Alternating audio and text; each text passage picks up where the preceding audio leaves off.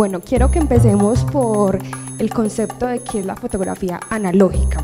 Quiero hacer un paréntesis primero y muchas personas me preguntan, ¿análoga o analógica? Y bueno, y el concepto como tal técnico es analógica, porque dice que cualquier proceso como fuera de lo digital es un proceso analógico independiente si es fotográfico o no. Pero en el mundo de la fotografía se conoce mucho como fotografía análoga y está bien, desde mi perspectiva, también llamarlo así. Y también me preguntan mucho como, bueno, ¿cuál es la diferencia entre fotografía analógica a fotografía digital? Y hay una diferencia muy sencilla que quizás no está a la vista de todos, y es que la fotografía analógica siempre conlleva un proceso químico, independiente de lo que sea, va a llevar un proceso que sea químico, va a pasar por un laboratorio, por unas máquinas, por muchos procesos, porque hay muchos tipos de fotografía analógica y va a tener esa pequeña diferencia, mientras que la fotografía digital no tiene ningún proceso que pase por ningún químico. Bueno, hablando del tema, la fotografía analógica nace aproximadamente hace 181 años, mientras que la fotografía digital hace 45 años. Vemos que el lapso de tiempo y de diferencia es bastante notable.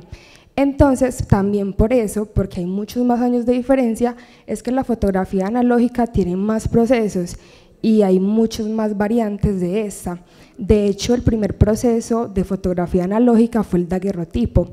Ese proceso era complejo en su momento y aún lo es, porque realmente lleva muchísimo tiempo, y es muy curioso porque incluso cuando tú ves cómo se realiza o se realizaba el daguerrotipo, son procesos que llevan aproximadamente 30 minutos. Entonces, cuando se hacía un retrato en esa época, las personas le colocaban algo en el rostro para que no se moviera. Vamos a mostrar un video para que vean más o menos cómo era el proceso. Bueno, podemos ver que para lograr una sola toma en esa época realmente había un proceso. Así es un día cualquiera.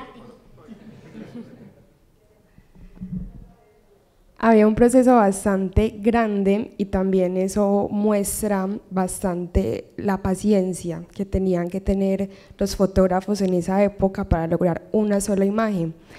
Y eso nos enseña mucho realmente, nos enseña que la fotografía debe ser pensada, no debe ser solamente a un clic como quizás nos hemos acostumbrado en los últimos tiempos.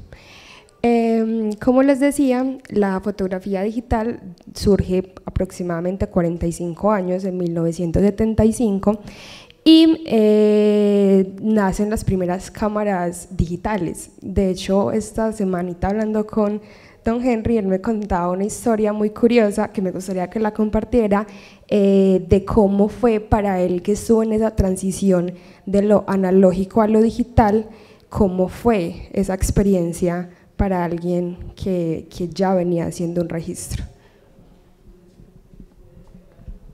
Bueno, Camila, muchas gracias por hacerme partícipe de esta charla. Desde 1979 pues veníamos de la época de lo analógico o análogo, como le quieran llamar, a ese olor a químico, a fijador y a esa sensibilidad que nos desarrollaba todo el tema del cuadro a cuadro.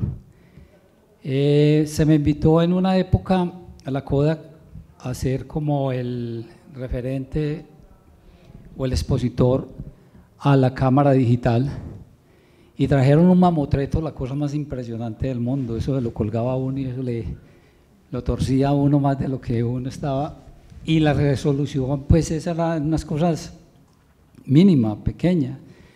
Entonces cuando yo empecé a hacer ese trabajo, yo devolví todo y dije no, yo no quiero saber absolutamente nada del tema digital, porque me parecía que no tenía ni la calidad ni nada absolutamente de lo que tenía un negativo de 35 milímetros o un 6x6.